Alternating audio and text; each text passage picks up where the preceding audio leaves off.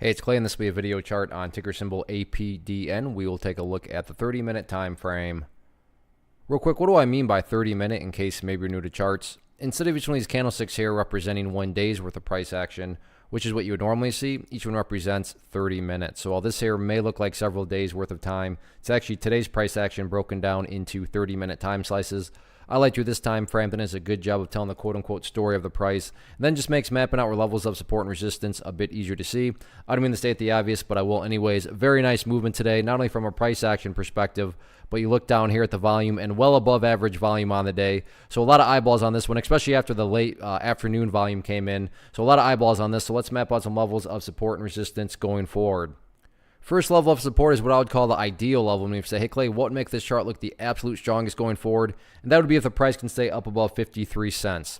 So 53 by no means is a must hold. So if the price falls below it, I'm not saying that implies the entire chart is destroyed or ruined or anything like that. But yeah, if the price could manage to actually stay up above 53 cents, that would definitely be a huge sign of strength.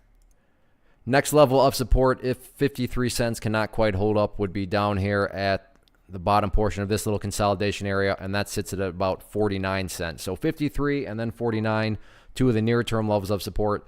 Taking a step back and looking at things from the big picture point of view, that is where the purple line here comes into play, the famous 50 period simple moving average. Keyword being moving. As time goes by, this line here is going to move itself higher and higher. So a very basic yet highly effective way to judge the health of the move. That right there being defined as the move.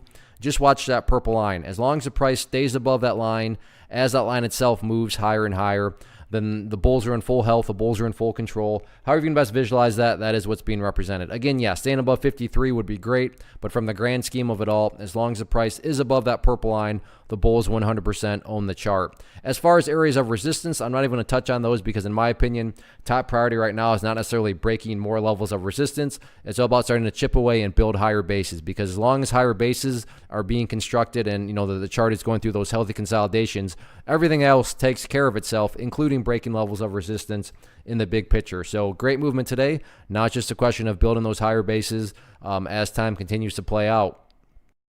One of the biggest questions that I get is, hey Clay, how do you find the stocks that you trade? So what I've done is put together a free resource guide where I talk about the tools that I use to locate stocks that I find interesting and think may have potential. So if that sounds like something that could add value to you as a trader, then click on the image that is up on the screen right now and I will email you the guide. The guide itself is very short and to the point, and best part, it's completely free. Thanks for watching the video. Let me know if you have any questions.